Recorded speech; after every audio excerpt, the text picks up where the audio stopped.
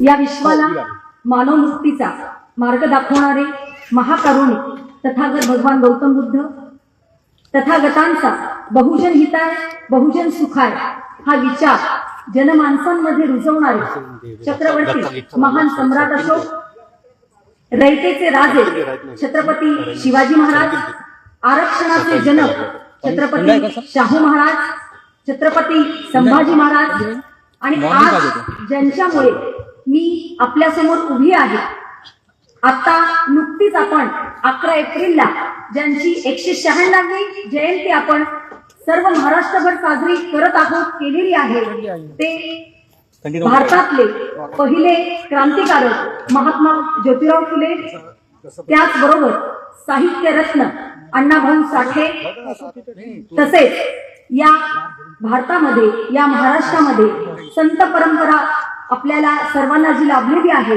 ते संत तुकाराम, संत कबीर, संत बसवेश्वर ज्यांची जयंती कालच अनेक ठिकाणी साजरी करण्यात आली। त्याचबरोबर आज आपण जी ही व्याख्यानमाला आयोजित केलेली आहे ते विश्वभूषण, विश्वरत्न, आधुनिक भारताचे शिल्पकार, आधुनिक बुद्ध डॉक्टर बाबासाहेब आंबेडकर यांची 132वी जयंती आपण साजरी करत आहोत। त्या निमित्ताने या कारंजा शहरामध्ये आपण आज ही व्याख्यानमाला आयोजित केलेली आहे आणि खूप आनंद होतोय की या ठिकाणी आपण प्रचंड संख्येने आपण इथे उपस्थित आहात।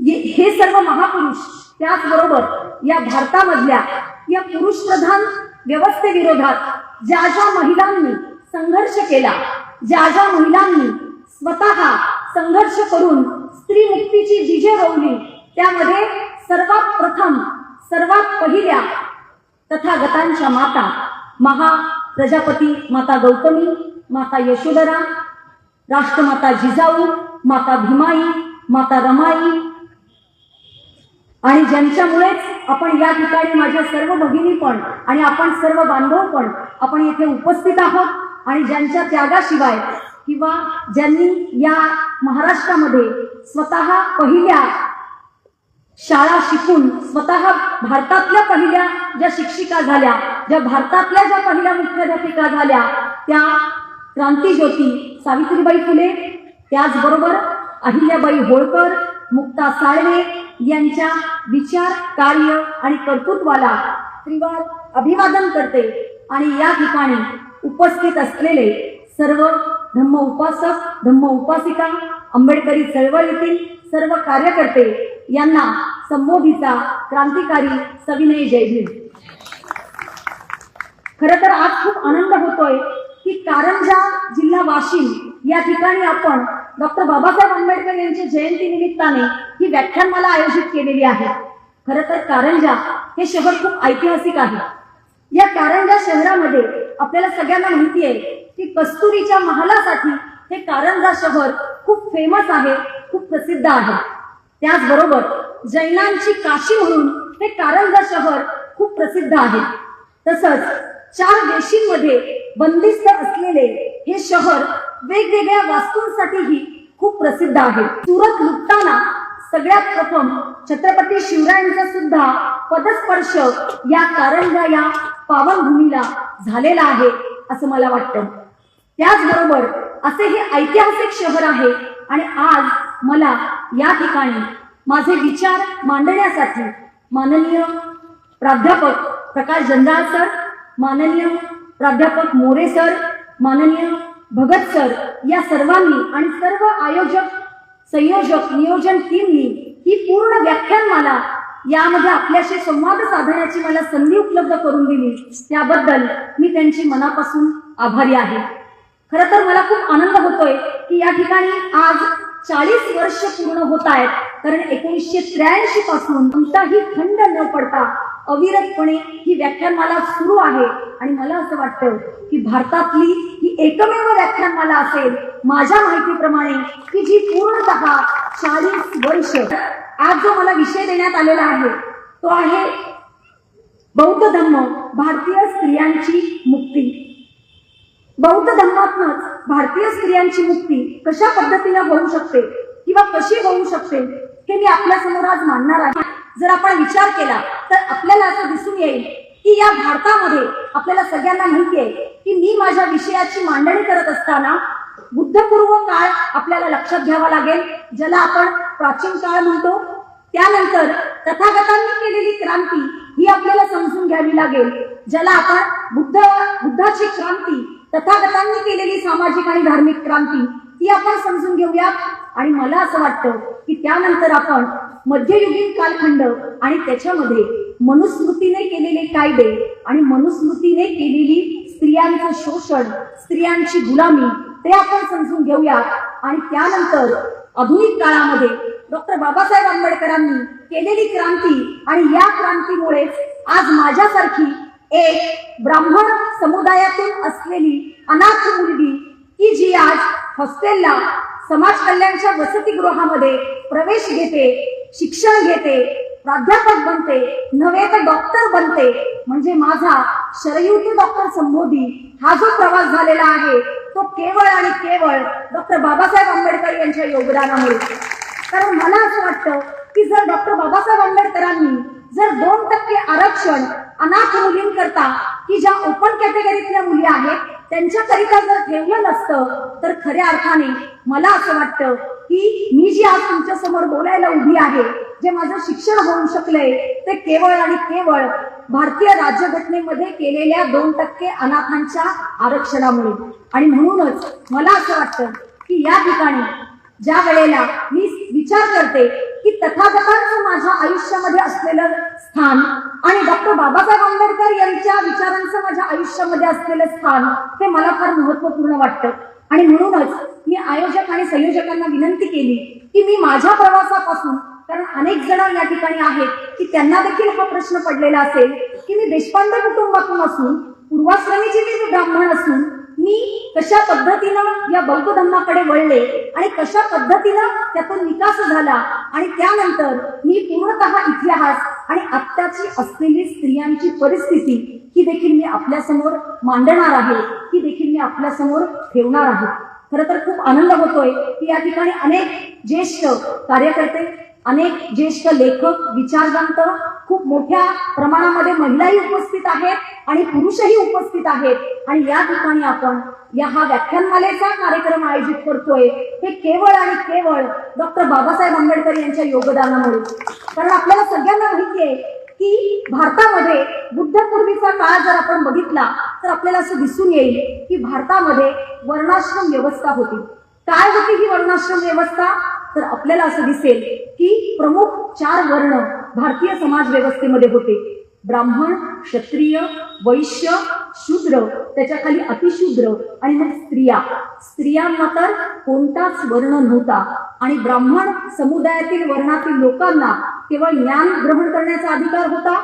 क्षत्रिय वर्णामधील लोकांना केवळ शस्त्र धारण करण्याचा अधिकार होता, राजे बनण्याचा अधिकार होता. आणि वैश्य या वर्णातील लोकांना व्यापार करण्याचा अधिकार होता.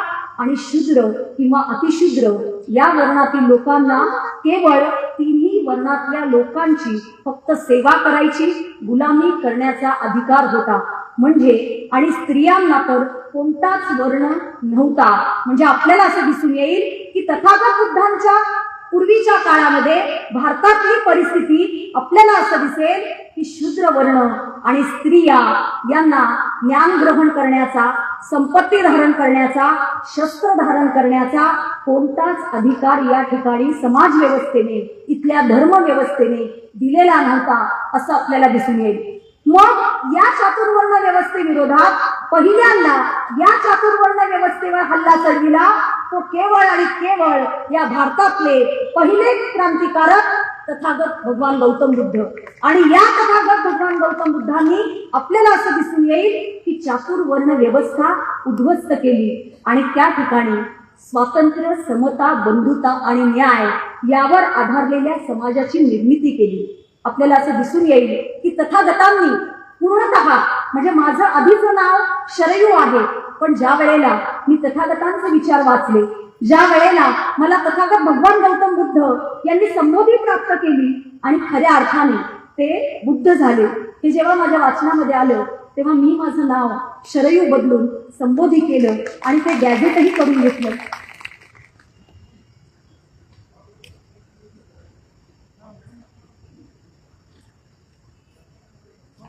ज्या वेळेला आपण तथागतांचा काळ बघतोय, या तथागतांच्या काळामध्ये आपल्याला माहिती आहे की भगवान गौतम बुद्ध एकमेव असे क्रांतिकारक होते की त्यांनी खऱ्या अर्थाने भिक्खू संघासोबत भिक्खुणी संघाची स्थापना केली आणि खऱ्या अर्थाने इथल्या सर्व स्त्रियांना ज्ञानार्जन करण्याचा अधिकार दिला, इथल्या सर्व स्त्रियांना मुक्तीचा अधिकार दिला आणि मोक्ष प्राप्तीचा अधिकार दिला.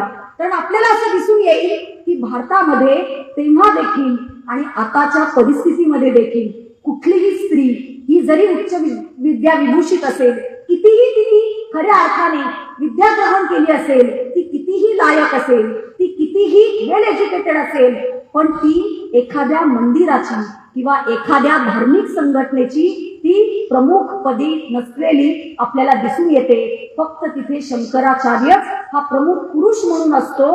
पण तथागतांच्या काळामध्ये आपल्याला असं दिसून येईल, 2500 वर्षापूर्वी आपल्याला लक्षात घ्यावं लागेल की या भारतामध्ये तथागत भगवान गौतम बुद्धांनी खऱ्या अर्थाने भिक्खू संघासोबत भिक्खुणी संघाची स्थापना करून त्या ठिकाणी प्रत्येक महिलेला भिक्खुणी बनण्याचा अधिकार तर दिलाच, पण त्याचबरोबर तिने स्वतःनी ज्ञान ग्रहण करावं, तिने स्वतःतल्या ज्या सुप्त कला गुण आहेत, स्वतःतल्या ज्या काही गोष्टी आहेत त्या तिने विकसित कराव्यात. आणि याकरिता सर्वोच्च पद म्हणजे बौद्ध धर्मामधलं जे अर्हत पद होतं, जे निब्बाण प्राप्तीचा अधिकार, तो पुरुष भिक्खू सोबत महिला भिक्खुणी संघाला देखील दिला. म्हणजे आज आपण खऱ्या अर्थाने जेंडर विषयी बोलतोय, आज आपण खऱ्या अर्थाने लिंगभाव कार्यशाळेविषयी बोलतोय, पण तथागतांनी 2500 वर्षापूर्वी स्त्री पुरुष समतेची बीजे या ठिकाणी रोवलेली आपल्याला दिसून येतात. तथागतांनी एवढंच केलं नाही, तर तथागतांचा एक नियम होता की भिक्खू संघामधले पुरुष आणि भिक्खुणी संघामधल्या महिला यांच्या जेवणाच्या पंक्ती देखील सोबत होत होत्या. म्हणजे तथागतांनी जे पूर्वीच्या काळी म्हणजे तथागतांच्या आधी स्त्रियांना फक्त चूल आणि मूल इतकीच भूमिका होती आणि ती भूमिका खऱ्या अर्थाने तथागतांनी मोडून काढली, उद्ध्वस्त केली आणि समस्त स्त्रियांना ज्ञानार्जन करण्याचा अधिकार दिला. इतकंच तथागतांनी केलं नाही, तर आपल्याला असं दिसून येईल की खऱ्या अर्थाने बौद्ध धर्मामधलं जे स्वातंत्र्य आहे, कारण आपल्याला सगळ्यांना माहिती आहे की बौद्ध धर्मामधल्या ज्या काही महिला आहेत, या महिला या विविध वर्णातल्या होत्या, वर्गातल्या होत्या. म्हणजे या भिक्खुणी संघामध्ये विवाहित स्त्री होती, अविवाहित स्त्री होती, विधवा स्त्री होती आणि त्या काळातली गणिका स्त्री देखील होती. म्हणजे आजच्या काळामध्ये वेश्या करणारी महिला देखील भिक्खुणी संघामध्ये त्या ठिकाणी धम्माचा प्रचार आणि प्रसार करत होती. आणि ती त्या ठिकाणी पूर्णतः म्हणजे आपल्याला असं दिसून येईल की चारही वर्णातल्या म्हणजे ब्राह्मण असेल, क्षत्रिय असेल, वैश्य असेल किंवा शूद्र असेल आणि त्याचबरोबर या सर्व वर्गातल्या स्त्रिया या भिक्खुणी संघामध्ये सोबत राहत होत्या आणि धम्माचा प्रचार आणि प्रसार सोबत करत होत्या. म्हणजे त्या काळामध्ये जाती व्यवस्था नव्हती, तर त्या काळामध्ये वर्ण व्यवस्था होती. हे आपल्याला समजून घ्यावं लागेल. आणि आपल्याला असं दिसून येईल की ज्या वेळेला तथागतांनी भिक्खुणी संघाला सुरुवातीला तथागत नाही म्हणाले भिक्खुणी संघाला परवानगी द्यायला, कारण आपल्याला सगळ्यांना माहिती आहे की तथागतांचे काही विनय होते, जे विनय पिटकामध्ये लिहिलेले आहेत. विनय म्हणजे नियम, कारण आपल्याला सगळ्यांना माहिती आहे की ज्या ठिकाणी पुरुष आणि महिला या एकत्र राहतात त्या ठिकाणी काही व्यावहारिक अडचणी निर्माण होतात.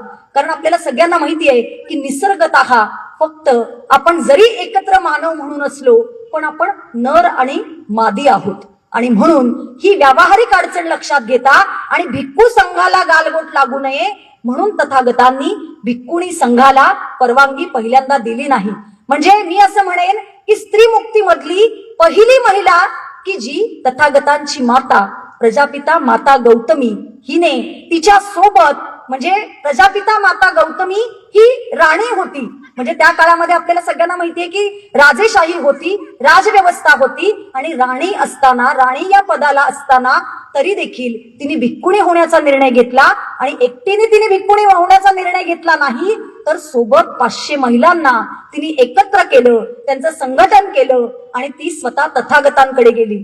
तिला पहिल्यांदा तथागतांनी परवानगी दिली नाही, ती दुसऱ्यांदा तथागतांकडे गेली, त्यावेळेला पण परवानगी दिली नाही. आणि जेव्हा भिक्खू आनंदाने त्यांना विचारलं की का आपल्या म्हणजे आपण इथे पायरीवर का बसलेला आहात, त्यावेळेला महाप्रजापती माता गौतमीने सांगितलं की भिक्खुणी संघाची स्थापना करण्यासाठी मी सर्व महिलांना घेऊन इथे बसलेली आहे. आणि मग भिक्खू आनंद यांनी तथागतांना विनंती केली आणि मग तिसऱ्या वेळेला खऱ्या अर्थाने भिक्खुणी संघाची स्थापना झालेली आपल्याला दिसून येते. म्हणजे आज मला तुम्हाला हे सांगायचंय की प्रजापिता माता गौतमी हिने जर ठरवलं नसतं तर कदाचित हा 2500 वर्षापूर्वी 1200 वर्ष भारत हा बौद्धमय होता आणि या भारतामध्ये भिक्खू आणि भिक्खुणी संघाची स्थापना ही सोबत झाली नसती. पण खऱ्या अर्थाने मला असं म्हणायचंय की प्रजापिता माता गौतमी हिने तिचं ध्येय सोडलं नाही, हिने तिचे विचार सोडले नाहीत आणि शेवटपर्यंत ती लढत राहिली आणि खऱ्या अर्थाने तिने भिक्खुणी संघाची स्थापना केली. आणि भिक्खुणी संघामध्ये अनेक वर्णातील महिला, आणि पुढे आपल्याला माहिती आहे की बौद्ध धर्माला म्हणजे बौद्ध धर्माने अशी क्रांती केली की बौद्ध धर्मामुळे फक्त स्त्रियांचाच उद्धार झाला नाही, स्त्रिया ज्ञानार्जन करू लागल्या नाहीत, तर आपल्याला असं दिसून येईल की शूद्र वर्णातले जे राजे होते ते शूद्र वर्णातले लोक राजे बनले. उदाहरणार्थ आपल्याला जर बघायचं झालं तर सम्राट अशोक, चंद्रगुप्त मौर्य हे आपल्याला असं दिसून येईल की ते शूद्र वर्णातील लोक राजे बनले. आणि आपल्याला सगळ्यांना माहिती आहे की सम्राट अशोकांच्या काळामध्ये पूर्णतः भारत हा बौद्धमय झाला होता आणि त्यांनी बौद्ध धम्माला राजाश्रय दिला होता.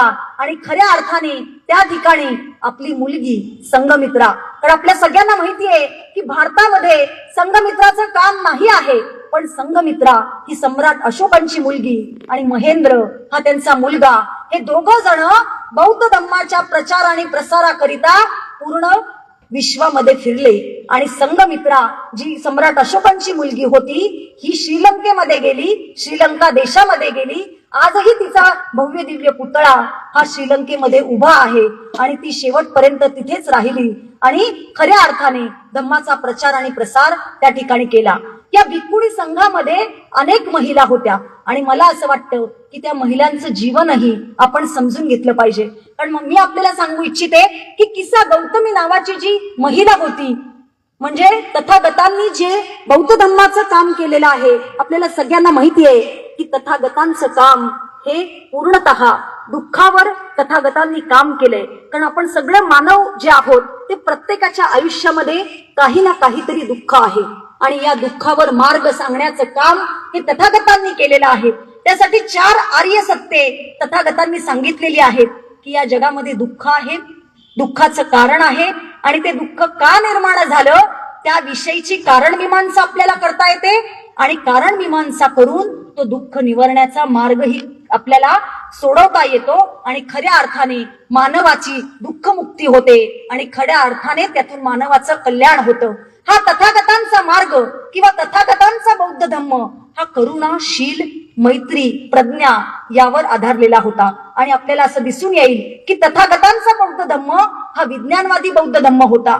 तथागतांचा बौद्ध धम्म हा आपल्याला असं दिसून येईल की चिकित्सक पद्धतीचा तथागतांचा धम्म आहे.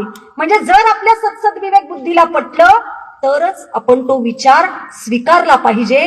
कुणी सांगतंय म्हणून आपण त्याच्या मागे गेलोय किंवा कुणी बोलवलंय म्हणून आपण त्याच्या मागे चाललोय, हा मार्ग तथागतांनी सांगितलेला नाही. तर प्रश्न विचारायला जो शिकवतो तो बौद्ध धम्म आहे, चिकित्सा करायला जो शिकवतो तो बौद्ध धम्म आहे आणि जो विज्ञानवादी असा बौद्ध धम्म आहे तो बौद्ध धम्म तथागतांनी आपल्याला दिलेला आहे. आणि मी आपल्याला सांगू इच्छिते की असा हा विज्ञानवादी धम्म, असा हा चिकित्सा करणारा धम्म, असा हा ज्ञानार्जन करणारा धम्म आणि याच्यामधूनच अनेक महिला या भिक्खुणी झाल्या आणि भिक्खुणी झाल्या नुसत्या भिक्खुणी झाल्या नाहीत तर त्या थेरी झाल्या.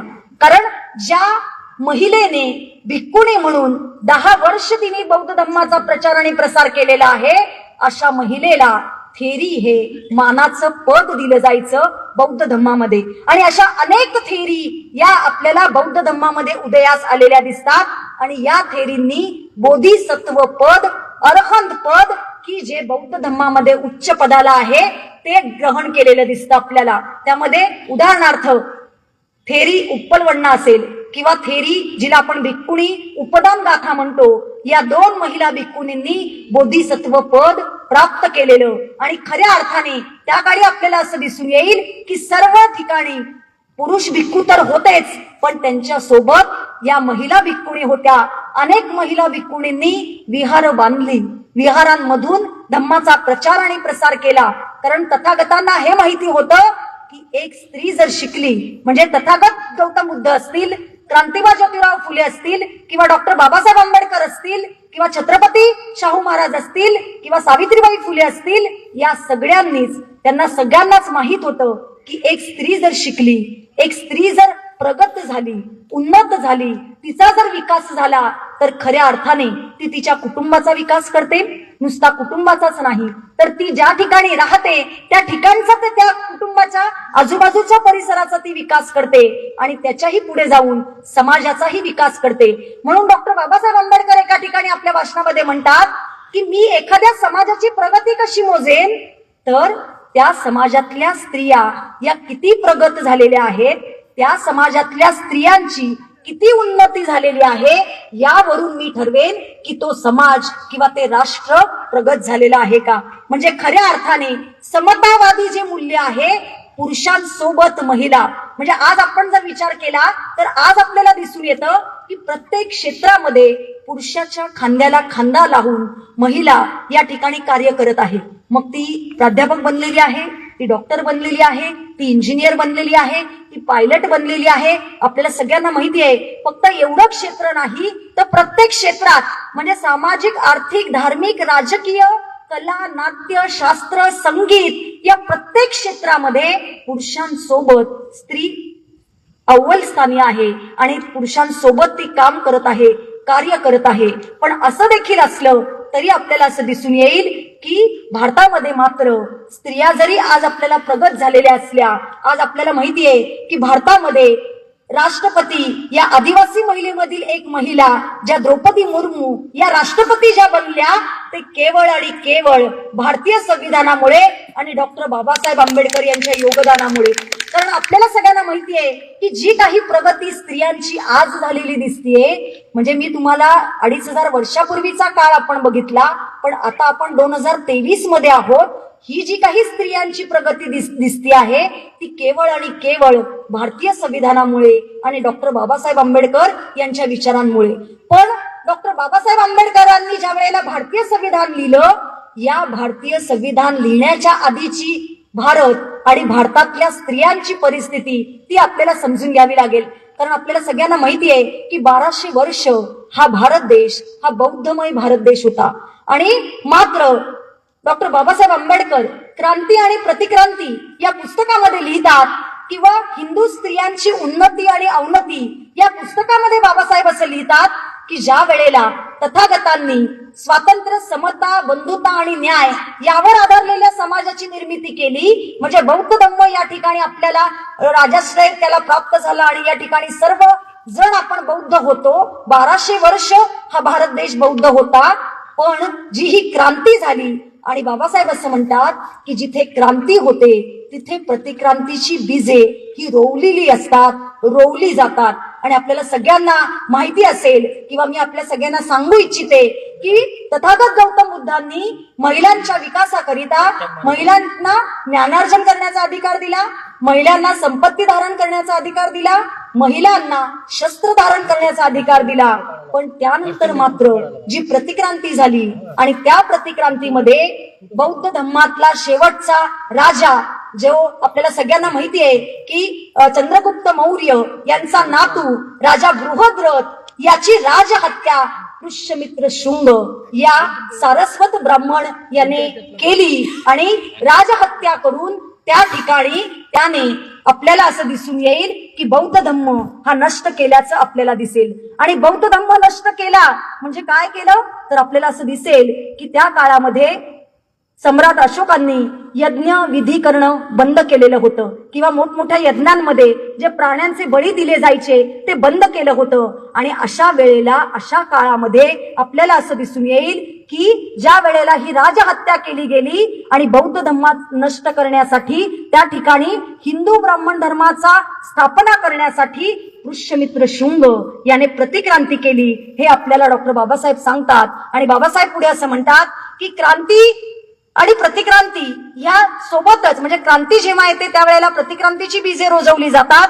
आणि बाबासाहेब असं लिहितात की खऱ्या अर्थाने बौद्ध धम्म तिथून नष्ट झाला. म्हणजे मी आपल्याला सांगू इच्छिते की हिंदू स्त्रियांची उन्नती आणि अवनती या पुस्तकामध्ये बाबासाहेब असं म्हणतात की का इतकी वर्ष 1200 वर्ष भारत हा बौद्ध धम्म म्हणजे बौद्ध धम्माचा प्रचार आणि प्रसार करणारा देश होता, किंवा बौद्ध धम्म या भारतामध्ये का नांदत होता 1200 वर्ष. तर बाबासाहेब असं सांगतायत की बौद्ध धम्मामध्ये, कारण जिथे समता होती, जिथे स्वातंत्र्य होतं, जिथे बंधुता होती, जिथे न्याय होता, आणि त्यामुळे सर्व वर्णातल्या स्त्रिया, सर्व वर्गातल्या स्त्रिया आणि शूद्र वर्णातील लोक हे एकसारखे बौद्ध धम्म स्वीकारण्याकडे त्यांचा ओढा, त्यांचा लोंढा हा चालू होता. आणि हा लोंढा थांबविण्यासाठी किंवा बौद्ध धम्माचा प्रचार नष्ट होण्यासाठी या ठिकाणी पुष्यमित्र शुंगाने मनुस्मृती आणली. आणि आपल्याला असं दिसून येईल की मनुस्मृतीचे कायदे आणले आणि मनुस्मृतीचे कायद्यांना राजाश्रय देऊन त्या ठिकाणी आपल्याला दिसून येईल की खऱ्या अर्थाने स्त्रीला, जी मुक्त होती, जी खऱ्या अर्थाने शिक्षण घेत होती, ज्ञान ग्रहण करत होती, तिला पूर्णतः गुलाम केलं, तिला पूर्णतः शोषण केलं. मी आपल्याला काही उदाहरण सांगू इच्छिते की मनुस्मृतीतले कायदे नेमकी काय आहेत. म्हणजे मनुस्मृतीतला एक कायदा आहे 11.67. यानुसार स्त्रिया, शूद्र, वैश्य, क्षत्रिय आणि निरीश्वरवादी इत्यादींची हत्या करणे हे क्षुल्लक गुन्हे मानल्या गेला. म्हणजे आज आपल्याला असं दिसून येईल की आजही या भारतामध्ये मनुस्मृतीचाच कायदा पाळला जातोय आणि स्त्रियांची गर्भातच हत्या केली जाते. म्हणजे खऱ्या अर्थाने जर आपण 0 ते 6 वयोगटातल्या जर स्त्रियांचं आपण प्रमाण जर मोजलं तर 1000 पुरुषामागे 922 स्त्रिया आहेत. आणि मी ज्या जळगाव जिल्ह्यामधून येते 1000 पुरुषामागे 823 स्त्रिया आहेत. म्हणजे एवढ्या मोठ्या प्रमाणावर स्त्री भ्रूण हत्या भारतामध्ये आजही होत आहेत. कारण भारतीय राज्यघटनेने, बाबासाहेबांनी आपल्याला कायद्यानुसार स्त्री भ्रूण हत्या करणं ही कायद्याने बंदी आहे. पण मनुस्मृतीच्या कायद्यानुसार स्त्रीला ठार मारणं हा क्षुल्लक गुन्हा होय. आजही आपल्याला असं दिसेल की निरीश्वरवादी लोक, म्हणजे आज महाराष्ट्रामध्ये doctor Narendra Dabholkar, doctor Kalburgi, doctor Gauri Lankesh, किंवा आपल्याला असं दिसून येईल की यांच्या हत्या झाल्या, या हत्या देखील क्षुल्लक मानल्या गेल्या आणि मनुस्मृती कायद्याचाच परिणाम किंवा त्या कायद्याप्रमाणेच या हत्या केल्या गेल्याच्या आपल्याला उदाहरणं ही दिसून येतात. म्हणजे खऱ्या अर्थाने भारतामध्ये आजही मनूचा कायदा हा त्या पद्धतीनं काम करतोय असं आपल्याला दिसून येईल. आज जर आपल्याला असं दिसून येईल की ही मनुस्मृती म्हणजे काय किंवा मनुस्मृतीतला कायदा म्हणजे काय, तर मी आपल्याला सांगू इच्छिते की 9.3 या मनुस्मृतीतल्या कायद्यानुसार स्त्री ही तिच्या लहानपणी पिता, तरुणपणी पती व म्हातारपणात पुत्र यांच्या नियंत्रणात असते. स्त्री कधीही स्वतंत्र राहू शकत नाही. म्हणजे आजही आपल्याला असं दिसेल की प्रत्येक स्त्री आज स्वतंत्र नाही आहे. तर तिचा पती असेल, तिचा पिता असेल किंवा तिचा पुत्र असेल. आणि आपल्याला आजची परिस्थिती माहिती आहे की 7च्या आत घरात हे चित्रपट येतो. म्हणजे आजही महिलांना सुरक्षित वातावरण मिळालेलं आपल्याला दिसून येत नाही. म्हणजे आजही मनुप्रणीत कायद्याचाच परिणाम भारतीय समाज व्यवस्थेमध्ये, भारतीय कुटुंब व्यवस्थेमध्ये असल्याचं आपल्याला दिसतं. याच्या पुढचा आपल्याला एक कायदा मी आपल्याला सांगू इच्छिते मनुस्मृतीमधला. स्त्रीला तिच्या बालपणी तिच्या पित्यावर, तरुणपणी तिच्या पतीवर आणि तिच्या पतीच्या मृत्यूनुसार तिच्या पुत्रावर अवलंबून राहायला हवे. ती कधीही स्वतंत्र राहू शकत नाही. म्हणजे आज अशा अनेक करोडो नियम आहेत मनुस्मृतीमधले की खऱ्या अर्थाने स्त्रियांना स्वातंत्र्य, समता, बंधुता आणि न्याय हे दिलं जात नाही. म्हणजे आजच्या परिस्थितीमध्ये जर आपण याचा विचार केला की खरंच आजची ही शिक्षित झालेली स्त्री, आजची ही प्रगत झालेली स्त्री, आजची ही विकसित झालेली स्त्री खऱ्या अर्थाने तिला तिच्या कुटुंबामध्ये समता मिळतेय का? खऱ्या अर्थाने तिला तिच्या कुटुंबामध्ये स्वातंत्र्य मिळतेय का? खऱ्या अर्थाने तिला तिच्या कुटुंबामध्ये बंधुतेची वागणूक मिळतेय का? किंवा कुटुंबामध्ये तिला न्याय दिला जातोय का? तर आपल्याला असं दिसून येईल. कारण मी आपल्याला सांगू इच्छिते की ज्या वेळेला मी बौद्ध मुलाशी लग्न केलं, आंतरजातीय विवाह त्यावेळेला मी केला, म्हणजे 2006 साली. धर्मांतर मी आधी केलं, लग्नाच्याच आधी केलं, आणि लग्न मग बौद्ध मुलाशी केलं. आणि ज्या वेळेला मी, त्याचं नाव संतोष कडाळे आहे, आणि संतोषची जेव्हा मी विवाह करून कडाळे कुटुंबामध्ये आले, त्यावेळेला संतोषच्या मामी होत्या, आणि त्या मामी मला असं म्हणाल्या की तू संतोषला संतोष म्हणू नकोस. पण त्या ठिकाणी संतोषने घेतलेली भूमिका, आणि संतोष त्या ठिकाणी असं म्हणाला की डॉक्टर बाबासाहेब आंबेडकरांनीच असं सांगितलेलं आहे की आपल्या बायकोला आपण मैत्रीण मानलं पाहिजे, आणि म्हणूनच मला संबोधी ही माझी मैत्रीण आहे, आणि म्हणून तिला अधिकार आहे मला संतोष म्हणण्याचा, त्यामुळे ती मला संतोषच म्हणेल. म्हणजे त्या ठिकाणी त्याने पण घेतलेली भूमिका, आणि डॉक्टर बाबासाहेब आंबेडकरांनी पण आपल्याला सांगितलेलं आहे की आपल्या पत्नीला आपण मैत्रिणीसारखी, आपल्या सहचारिणीसारखी, आपला जोडीदार म्हणून तिला वागणूक देणं महत्वाचं आहे. पण आजही मी अनेक महिला, म्हणजे अनेक कार्यकर्त्यांच्या घरी पण मी राहिलेली आहे, अनेक कार्यकर्त्यांची पण घरं बघतीये, आणि भारतीय समाज व्यवस्थेमधली कुटुंब व्यवस्थामध्ये पण बघतीये की आज खऱ्या अर्थाने स्त्री ही स्वतंत्र नाही, खऱ्या अर्थाने तिला समतेची वागणूक दिली जात नाही. म्हणजे या ठिकाणी मी उपस्थित असलेल्या आपल्या सर्व महिला आणि पुरुष बांधवांना, माझ्या भगिनींना मी विचारते की डॉक्टर बाबासाहेब आंबेडकरांनी आपल्याला हिंदू कोड बिलाच्या माध्यमातून जो काही संपत्तीतला, म्हणजे वडिलोपार्जित जी संपत्ती असेल किंवा नवऱ्याची जरी संपत्ती असेल तर त्याच्यावर समान हिस्सा हा त्याच्या पत्नीचा असला पाहिजे, कायद्यानुसार तो असला पाहिजे. तर मी आपल्या सर्वांना एक प्रश्न विचारते, आपण सर्वांनी हात वरती करावे की कुणाचं घर, म्हणजे आपण जे घरामध्ये राहतोय तर पती पत्नी दोघांच्याही नावाच्या, म्हणजे घराच्या बाहेर दारावरची पाटी ही दोघांच्याही नावाने आहे, किंवा खरेदी खत हे दोघांच्याही नावाने आहे. मग ते घराचं खरेदी खत असू देत किंवा जमिनीचं खरेदी खत असू देत.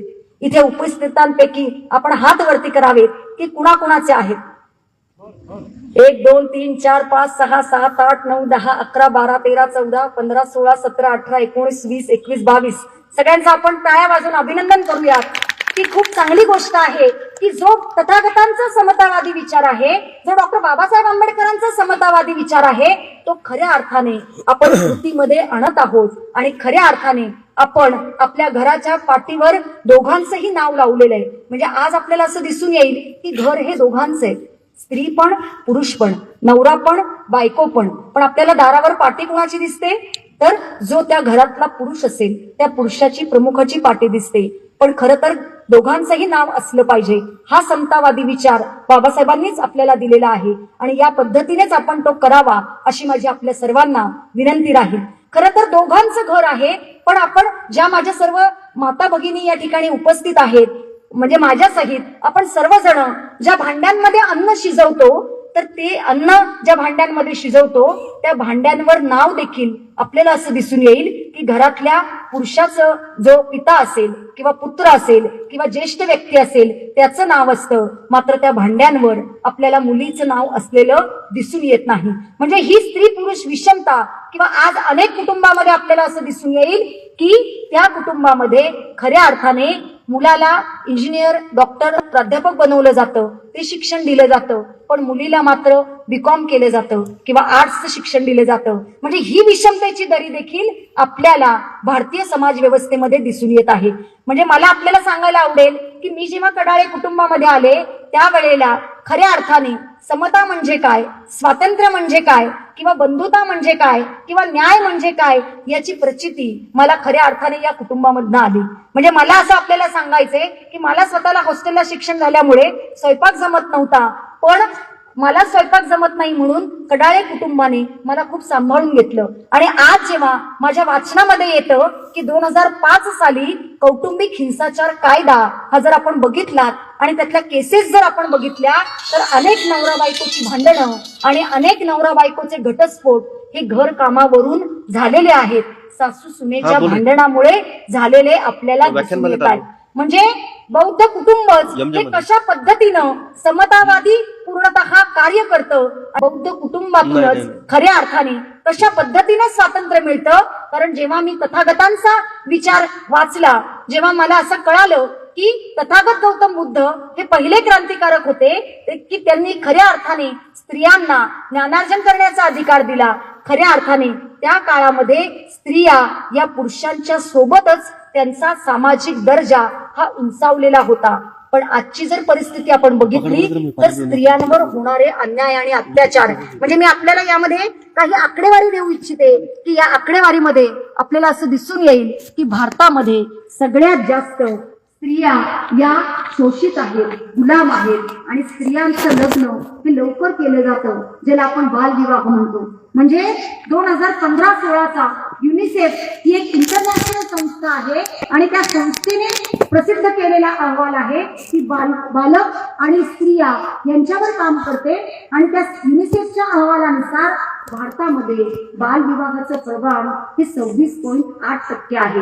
म्हणजे आजही जी कुठली महिला ही जर जिने ठरवलं की मला शिक्षण घ्यायचंय, मला उच्च शिक्षित व्हायचंय, पण केवळ कुटुंबातल्या जबाबदाऱ्या, केवळ कुटुंबाचा विरोध, समाजाचा विरोध आणि अनेक आपल्याला या बालविवाहाच्या केसेस आपल्याला दिसत आहेत.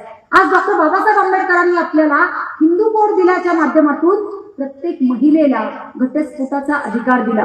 कारण मनुस्मृती असं सांगत होती की नवरा हा स्त्रीला कितीही मारहाण करणारा असेल, दारू पिणारा असेल, पण तिने पतीची सेवा हीच ईश्वर सेवा मानली पाहिजे. आणि बाबासाहेबांनी ही अशी मनुस्मृती 25 डिसेंबर 1927ला महाडच्या चौदार तळ्यावर सत्याग्रहाच्या वेळी मनुस्मृतीचं जाहीररित्या दहन केलं आणि खऱ्या अर्थाने स्त्रियांची गुलामी, स्त्रियांची मुक्ती खऱ्या अर्थाने केली असं आपल्याला म्हणावं लागेल. आणि मनुस्मृतीतला हा कायदा नष्ट केला आणि आपल्याला असं दिसून येईल की डॉक्टर बाबासाहेब आंबेडकरांनी भारतीय संविधानामध्ये कलम 15 अंतर्गत पूर्ण मनुस्मृतीतले हे कायदे उद्ध्वस्त केले. आणि कलम 15 की ज्याच्यामध्ये कुठलीही व्यक्ती, मग ती जन्म, जात, लिंग, वंश, वर्ण, जन्मस्थान, स्त्री आणि पुरुष असा कोणताही भेद कलम 15 नुसार करता येणार नाही, हे बाबासाहेबांनी कलम भारतीय संविधानामध्ये लिहिलं. आणि खऱ्या अर्थाने स्त्रियांना समता, खऱ्या अर्थाने स्त्रियांना स्वातंत्र्य मूलभूत हक्कांच्या माध्यमातून दिल्याचं आपल्याला दिसून येतं. म्हणजे आजही आपल्याला असं दिसून येईल की भारतीय समाज व्यवस्थेमध्ये डॉक्टर बाबासाहेब आंबेडकरांनी आपल्याला संपत्तीमध्ये महिलांना समान वाटा असला पाहिजे, पण जर भावाचं मन झालं नाही की बहिणीला काय द्यायची संपत्ती, काय कमी आहे तिला, ती जर माहेरी आली तर माहेर पण आपण सगळं करतोच व्यवस्थित, तिचं पाहुणचारही करतोय, तिला साडी सोडीही देतोय, मग आपण कशाला तिला संपत्तीत वाटा द्यायचा. मग गोड बोलून अनेक महिलांच्या सुद्धा खोट्या सह्या या संपत्तीच्या कागदपत्रांवर घेतलेल्या आपल्याला दिसून येतात. म्हणजे आजही ती महिला, जरी तिला माहिती आहे की वडिलोपार्जित जरी संपत्ती आहे पण त्याच्यामध्ये मला समान हिस्सा मिळू शकतो, पण तरी देखील ती त्या वाचून वंचित आहे, दुर्लक्षित आहे असं आपल्याला दिसून येईल. आज आपल्याला डॉक्टर बाबासाहेब आंबेडकरांनी म्हणजे जो मला अधिकार दिला किंवा इथल्या समस्त स्त्रियांना जो अधिकार दिला की स्वतःचा जोडीदार स्वतः निवडण्याचा, म्हणजे ज्या वेळेला डॉक्टर बाबासाहेब आंबेडकरांचे मी विचार वाचत होते त्यावेळेला मी आंतरजातीय विवाह, जाती व्यवस्था एक मोडण्याचा मार्ग म्हणून मी भूमिका मांडली आणि खूप चांगल्या प्रकारे भूमिका मांडली. पण अशाच मी बोलत होते आणि एक दादा उठले आणि त्यांनी मला विचारलं की मॅडम तुम्ही स्वतः आंतरजातीय विवाह करणार आहात का. मी बोलत असताना स्तब्ध झाले, मला कळलं नाही की मी काय उत्तर द्यावं. 2 मिनिटं मी थांबले, पण मी त्यांना सांगितलं की होय दादा, मी आंतरजातीयच विवाह करेल. कारण डॉक्टर बाबासाहेब आंबेडकरांनी जाती व्यवस्था मोडण्याचा एक मार्ग म्हणून या ठिकाणी आपल्याला आंतरजातीय विवाह दिल्याचं, विचार मांडल्याचं हे माझ्या वाचनामध्ये आलं. आणि तेव्हाच मी पक्का निश्चय केला की मी जर माझा जोडीदार निवडेल, मी अशा मुलाशी लग्न करेल की जो बौद्ध मुलगा आहे आणि जो खऱ्या अर्थाने समता, स्वातंत्र्य, बंधुता आणि न्याय यावर आधारलेल्या खऱ्या अर्थाने तो विचारांचा पाईक आहे. आणि मला आपल्याला सांगायला आवडेल की संतोष हा देखील आंबेडकरी चळवळीतला एक ध्येयवादी कार्यकर्ता आहे. त्यामुळे माझ्या लग्नाचा म्हणजे हुंडा तर आम्ही कोणता दिलाच नाही, देणं घेणं. आणि मी ज्या कॉलेजमध्ये आज प्राध्यापक आहे, अनेक जण मला विचारतात मॅडम तुम्ही गळ्यामध्ये मंगळसूत्र घालत नाही, तुम्ही विधवा आहात का. तर मी त्यांना असं सांगते की नाही, माझा नवरा पण आहे, मला 10 वर्षाची मुलगी पण आहे. त्यावेळेला त्या विद्यार्थ्यांनी सॉरी म्हणतात. पण मी आपल्याला सांगू इच्छिते की ज्या वेळेला मी तथागतांचा विचार वाचला, ज्या वेळेला मी डॉक्टर बाबासाहेब आंबेडकरांचे विचार वाचले आणि ज्या वेळेला मी ज्योतिराव फुले यांचं गुलामगिरी हे पुस्तक वाचलं त्यावेळेला मला असं दिसून आलं की भारतामध्ये स्त्री पुरुष विषमता आजही अस्तित्वात आहे. म्हणजे लग्न हे दोघांचं होतं, स्त्री आणि पुरुष. मात्र लग्न झाल्याची खूण म्हणून महिलेनेच मंगळसूत्र घालावं किंवा ज्याला आपण लायसन्स, काही ठिकाणी आपण त्याला लायसन्स म्हणतो, आणि तीच तिची ओळख आहे की ती विवाहित आहे किंवा तिनेच टिकली लावावी, तर हा विषमतावादी विचार आहे हे मला कळलं. आणि मी हा विचार संतोषला बोलून दाखवला की मी लग्नामध्ये पण मंगळसूत्र घालणार नाही, कारण हे गुलामीचं प्रतीक आहे. आणि दुसरी गोष्ट की ज्या सोन्यामुळे, ज्या देण्या घेण्यावरून किंवा ज्या हुंड्यापायी आज असंख्य स्त्रियांचे बळी, आज असंख्य काही माझ्या 2 मैत्रिणींची संसार हे उद्ध्वस्त झालेले आहेत केवळ देण्या घेण्याच्या कारणावरून.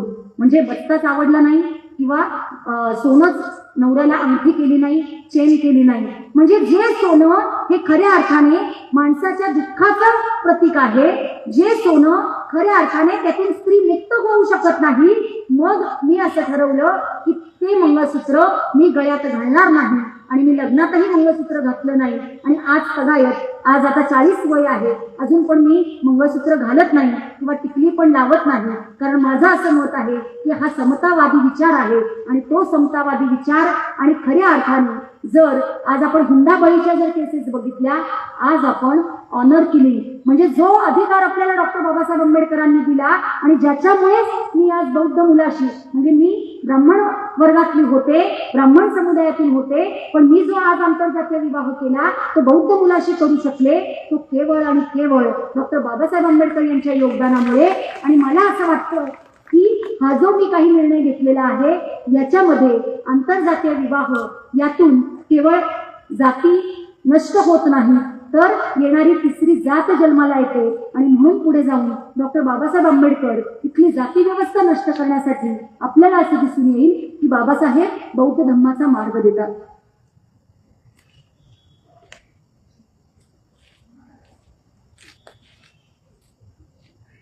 आज मी स्वतंत्र होते किंवा आज मी समतावादी विचारांची होते म्हणून मी आंतरजातीय विवाह करू शकले. पण आपल्याला सगळ्यांना माहितीये, आज जर एखाद्या तरुण मुलीला वाटलं की एखाद्या परजातीतल्या मुलाशी तिने लग्न करावं, तर आपल्याला माहितीये की सामाजिक मानसिकता किंवा आपल्या भारतातली कुटुंब व्यवस्था पहिल्यांदा कुटुंबातलेच विरोध करतात की नाही, तू आंतरजातीय विवाह करायचा नाहीस. मग जरी तिने आंतरजातीय विवाह केला तर त्या कुटुंबाला बहिष्कृत केलं जातं, त्या कुटुंबाला पूर्णतः वाळीत टाकलं जातं. कोणत्याही सार्वजनिक कार्यक्रमामध्ये त्या कुटुंबाला सहभागी करून घेतलं जात नाही.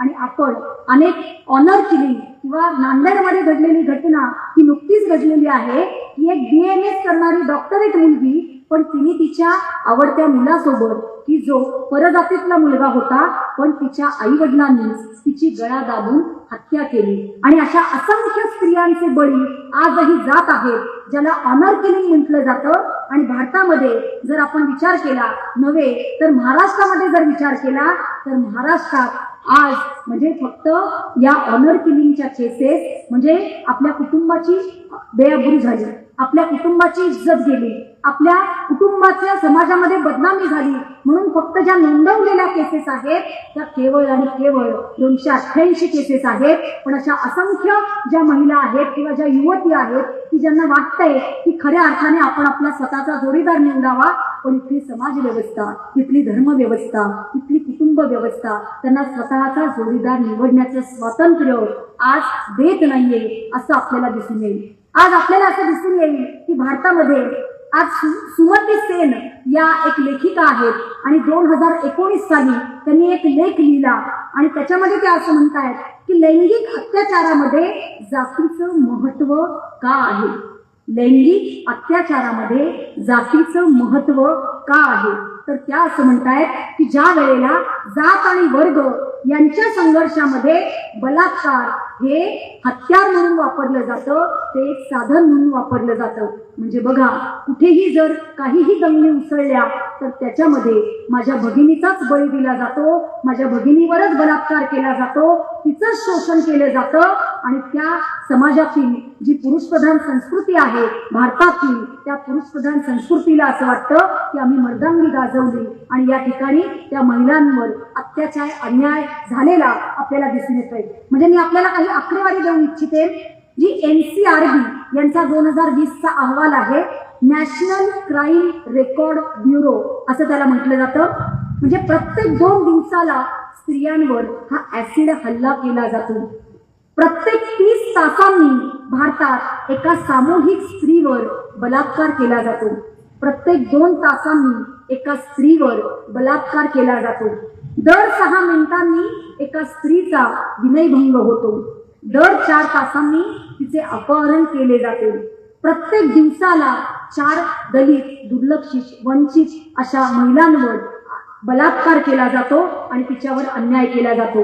म्हणजे आज हा NCRBचा रिपोर्ट आपल्याला सांगतोय, आजही भारतातली महिला खऱ्या अर्थाने सुरक्षित नाही.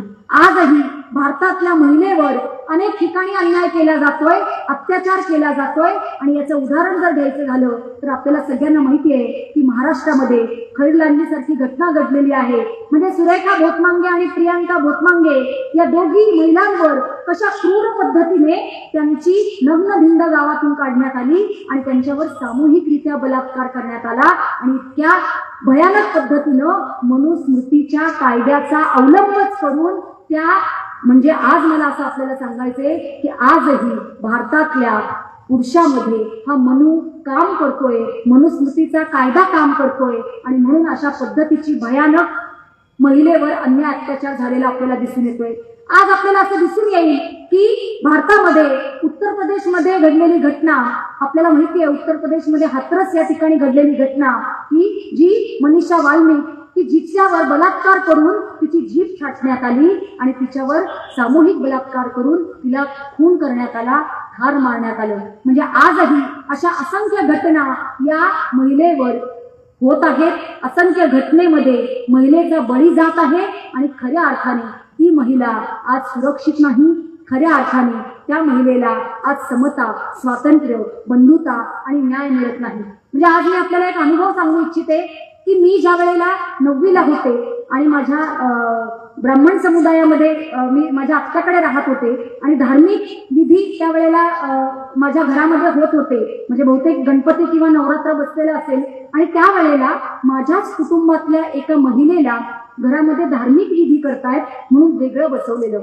म्हणजे तिचं जेवणाचं ताट, तिचं भांडी घासायची घासणी किंवा भांडी घासायचं ते भांड किंवा ज्याला आपण असं म्हणू की तिचा चहा प्यायचा कप, नाश्त्याची डिश सगळं असं बाजूला वेगळं ठेवलेलं होतं. आणि मी तेव्हा 9वीला होते. मला त्यावेळेला म्हणजे थोडंसं वाईट वाटलेलं, पण त्या पाठीमागची भूमिका मला कळाली नव्हती. पण ज्या वेळेला माझ्या वाचनामध्ये आलं की आजही भारतीय समाजामध्ये, भारतीय कुटुंब व्यवस्थेमध्ये स्त्रीला अपवित्र मानलं जातं. खरं तर पुरुष आणि स्त्री यांचा आपला सगळ्यांचाच जन्म ज्या महिलेच्या उदरातून होतोय, ज्या महिलेच्या पोटातून होतोय, त्याच महिलेला आज अपवित्र मानलं गेलं आणि तिला केवळ धार्मिक कार्य चालू आहे म्हणून एक वेगळेपणाची भावना, खऱ्या अर्थाने तिला अस्पृश्याची भावना किंवा वागणूक ही त्या पद्धतीने दिली गेली. आणि आजही आपल्याला असं दिसेल की भारतामध्ये कोणताही कार्यक्रम असू देत किंवा माझी एक मैत्रीणही पुढे जाऊन मला असं म्हणाली की शरयू, म्हणजे त्यावेळेचं माझं नाव शरयू होतं, ती विवाहित होती आणि ती मला असं म्हणाली की घरामध्ये आज शरयू धार्मिक कार्य आहे पण हे कार्य सुरळीत पार पाडावं म्हणून मी माझी मासिक पाळी पुढे ढकलली जावी म्हणून मी गोळ्या घेतलेल्या आहेत. म्हणजे आज आपल्याला मी सांगू इच्छिते की या मासिक पाळी की जी खरं तर नैसर्गिक आहे पण तिला इथल्या धर्मव्यवस्थेने, इथल्या कुटुंब व्यवस्थेने, इथल्या समाज व्यवस्थेने तिला अपवित्र मानलं गेलंय. आणि त्यामध्ये त्या गोळ्यांचा तिच्यावर किंवा अशा असंख्य महिलांवर काय परिणाम होणार आहे हे त्या महिलांना अजिबात माहिती नाही. कारण जे चक्र नैसर्गिक आहे त्या नैसर्गिक चक्राला कुठेतरी आपण कृत्रिम बनवतोय आणि अपवित्र बनवतोय आणि या पवित्रतेच्याच मानसिकतेतून खऱ्या अर्थाने आपण स्त्रियांचं शोषण करतोय. आजही अनेक महिला या केवळ आपल्या घरातलं कार्य की सुरळीत पार पाडावं म्हणून आपले मासिक पाळी जी नियमित आहे तिला अनियमित करत आहे. तर हे कुठेतरी अपवित्र मानणं हे थांबलं पाहिजे. खरं तर माझ्या भगिनीची, माझ्या महिलेची त्यामध्ये कोणतीच चूक नाही, पण इथली समाज व्यवस्था, इथली कुटुंब व्यवस्था जी हे तिला करायला भाग पाडते आहे ती समाज व्यवस्थेची मानसिकता, त्या कुटुंब व्यवस्थेची मानसिकता आज बदलणं ही काळाची गरज आहे. म्हणजे मी एक आज आपल्याला अजून एक प्रसंग सांगू इच्छिते की ज्या वेळेला मी कडाळे कुटुंबामध्ये आले त्यावेळेला एक बौद्ध कुटुंब म्हणून मला कोणतंच बंधन घालण्यात आलं नाही की तू केवळ साडीच घातली पाहिजे. म्हणजे मला आज आपल्याला सांगायचं आहे की असंख्य आज अशा महिला आहेत की ज्यांना साडीच तिने लग्नानंतर घातली पाहिजे. तिने पंजाबी ड्रेस घालू नये, तिने गाऊन घालू नये किंवा तिने खऱ्या अर्थाने जीन पॅन्ट घालू नये असा आग्रह धरण्यात येतो.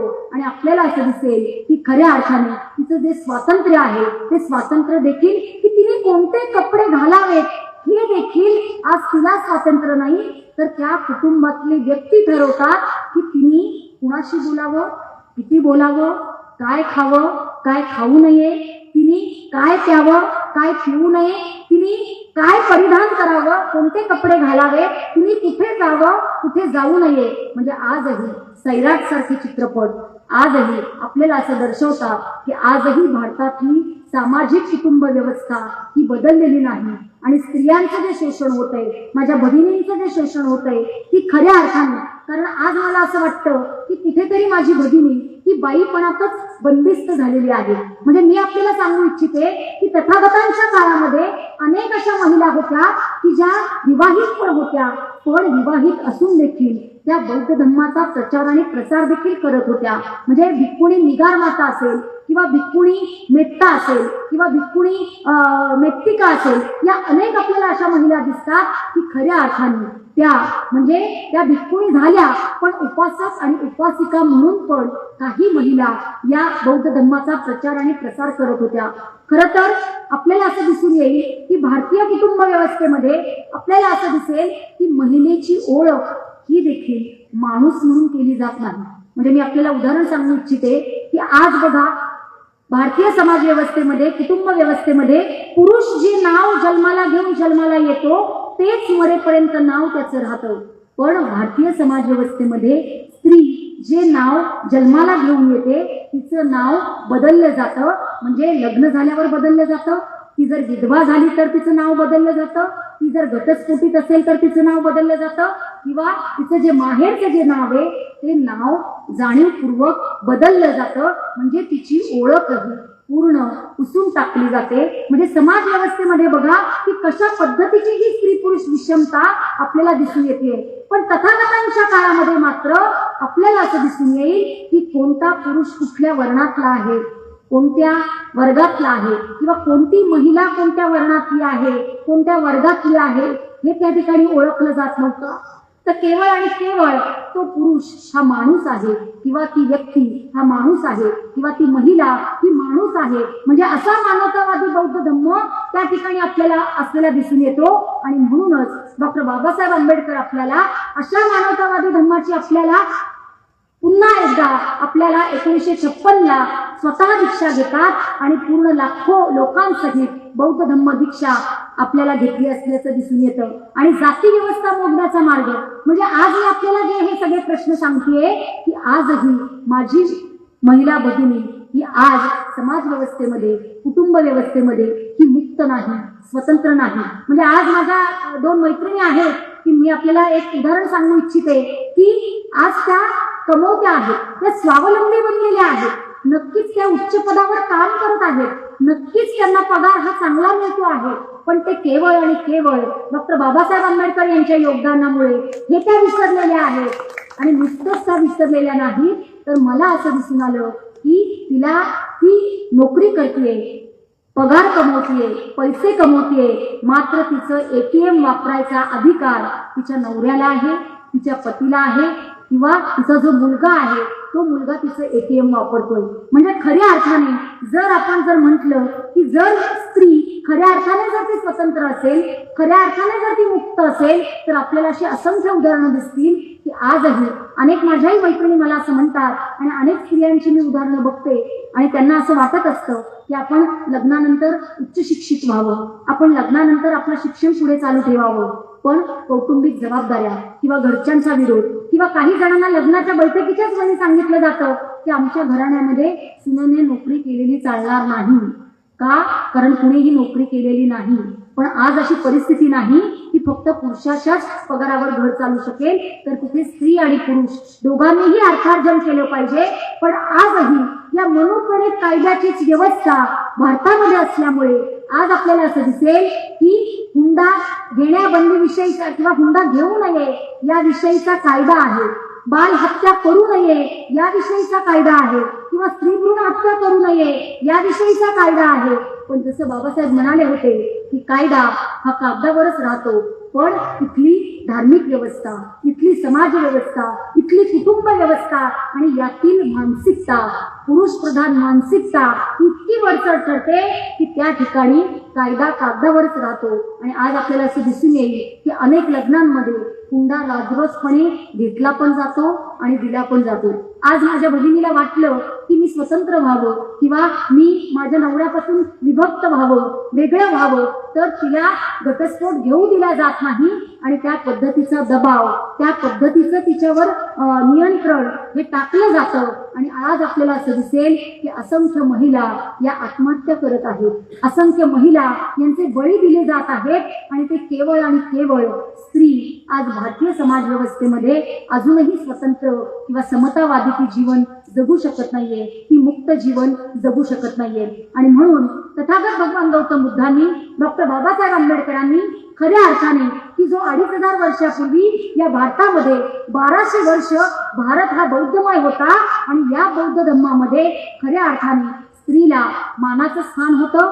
खऱ्या अर्थाने स्त्री ही स्वतः ज्ञान ग्रहण करत होती, स्वतंत्र तिचं अस्तित्व, स्वतःचं तिचं स्वतंत्र कर्तृत्व, स्वतःचं तिचं स्वतंत्र नेतृत्व, स्वतःचं स्वतंत्र असं तिचं व्यक्तिमत्व ती साकार करत होती. आणि डॉक्टर बाबासाहेब आंबेडकरांनी म्हणूनच तथागतांना आपला पहिला गुरु मानलं. आणि त्यानंतर ज्या क्रांतिज्योती किंवा क्रांतिबा ज्योतिराव फुले यांनी या समाज व्यवस्थेमध्ये, या धर्मव्यवस्थेच्या विरोधात खऱ्या अर्थाने शिक्षणाची द्वारे आम्हा सर्व भगिनींना, सर्व पुरुष बांधवांना पण उपलब्ध करून दिली. आणि म्हणूनच खऱ्या अर्थाने आज मी देखील आपल्या समोर माझे विचार मांडण्यासाठी उभी आहे.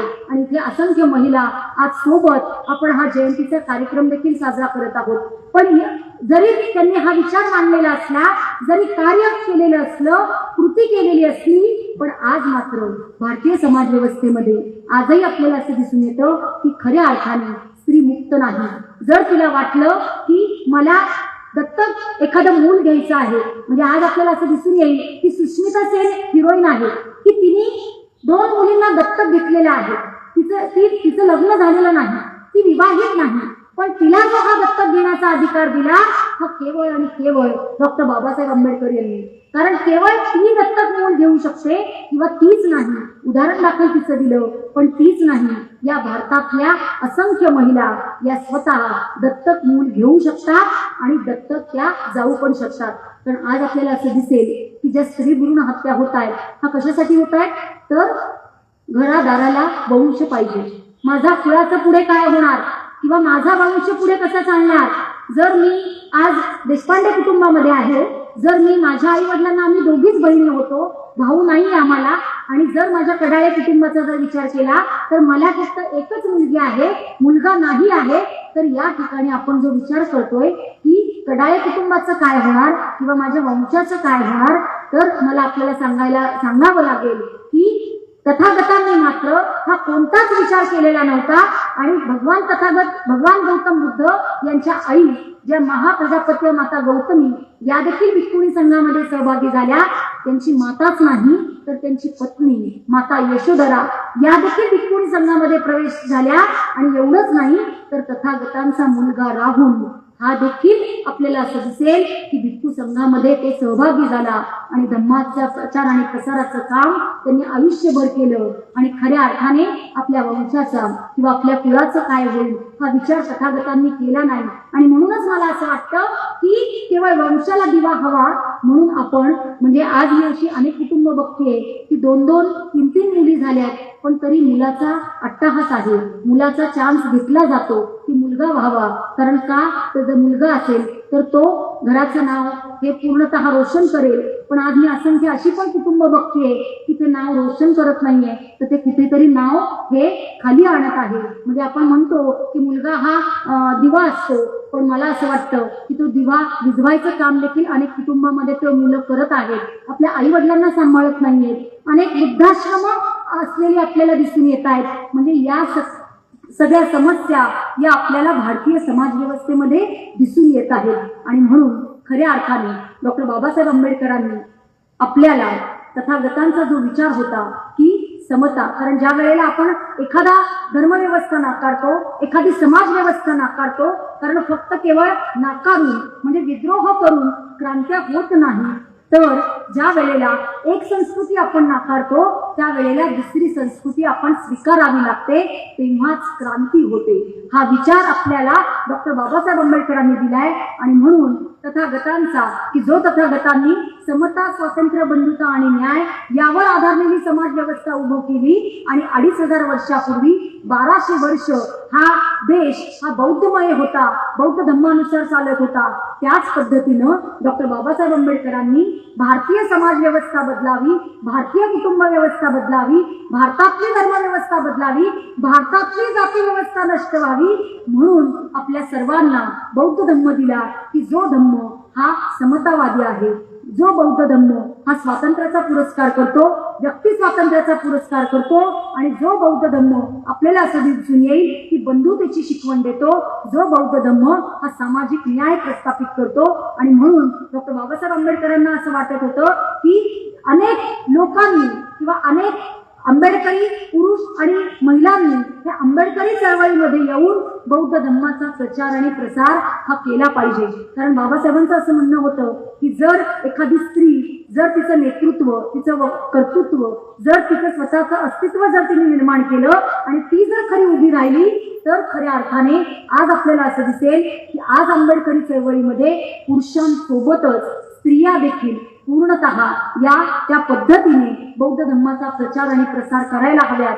कारण इथली जर जातीग्रस्त मानसिकता, इथली पुरुष प्रधानताची मानसिकता जर आपल्याला बदलायची असेल, प्रत्येक पुरुषामधला जो मनू कुठेतरी शिल्लक आहे तो जर आपल्याला नेस्तनाबूत करायचा असेल, तर आपल्याला असं दिसून येईल की इथे आज आपल्याला प्रतिक्रांती झालेली दिसतेय. आणि या प्रतिक्रांती विरोधात आपल्याला क्रांतीच करावी लागेल. कारण आज आपल्याला असं दिसतंय की धार्मिक व्यवस्था ही वरचढ होत चाललेली आहे. अनेक घटना समाजामध्ये ज्या घडतायत त्यामध्ये असं दिसून येतंय की कुठेतरी स्त्री आणि पुरुष यांचं शोषण होतंय, त्यांना गुलाम म्हणून वागवलं जातंय, लोकशाही नेस्तनाबूत होत चाललेली आहे, भारतीय राज्यघटनेवर आक्रमण केलं जातंय, आणि कुठेतरी इथली समाज व्यवस्था बदलण्याचा कार्यक्रम हा सुरू झालेला आहे.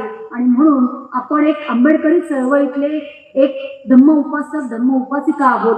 आपण आंबेडकरी चळवळीतले कार्यकर्ते आहोत. आणि ही आपली मोठी जबाबदारी आहे की तथागत भगवान गौतम बुद्धांचा विचार, डॉक्टर बाबासाहेब आंबेडकरांचा विचार हा आपण आत्मसात करून त्या पद्धतीनं आपण आंबेडकरी चळवळीमध्ये, आंबेडकरी संघटनांमध्ये आपण कार्यरत होणं, आणि प्रत्येक माझ्या महिला भगिनीने या ठिकाणी कार्यरत होऊन त्या पद्धतीने स्वतःचं तिने नेतृत्व पण विकसित केलं पाहिजे. तिने तिचं वाचन, तिचं आकलन, तिचं मनन, चिंतन तिने वाढवलं पाहिजे. आणि सोबत म्हणजे आंबेडकरी चळवळीतला पुरुष कार्यकर्ता आणि स्त्री कार्यकर्ती यांनी सोबत पुढे काम केलं पाहिजे आणि धम्माचा प्रचार आणि प्रसार केला पाहिजे असं मला वाटतं. कारण भारतातली जाती व्यवस्था आणि या जाती व्यवस्थेने होणारं महिलांचं शोषण, कारण खऱ्या अर्थाने परत तिला गुलामीत जगावं लागतंय की काय अशी व्यवस्था केली जाते. आज आपल्याला अनेकांना माहिती असेल की स्कॉलरशिप घेण्यासाठी आपल्याच बांधवांना आज आझाद मैदानावर पूर्णतः आंदोलन करावं लागलं आणि मग स्कॉलरशिप मिळवावी लागली, ज्याला फेलोशिप आपण म्हणतो. आज असंख्य ठिकाणं अशी आहेत की ज्या ठिकाणी पूर्णतः खऱ्या अर्थाने शिक्षण चालू राहील की नाही अशी देखील परिस्थिती, जी न्यू एज्युकेशन पॉलिसी आहे, या न्यू एज्युकेशन पॉलिसीमध्ये आपली पुढची पिढी कशा पद्धतीनं शिक्षण घेईल असे अनेक प्रश्न या भारतीय समाज व्यवस्थेमध्ये, जाती व्यवस्थेने निर्माण केलेले आहेत, धर्म व्यवस्थेने निर्माण केलेले आहेत. आणि म्हणून आपल्याला जर प्रतिक्रांती आणि या प्रतिक्रांतीच्या विरोधात क्रांतीने उभं राहावं लागेल आणि सोबत आपल्याला सर्वांना सोबत काम करावं लागेल.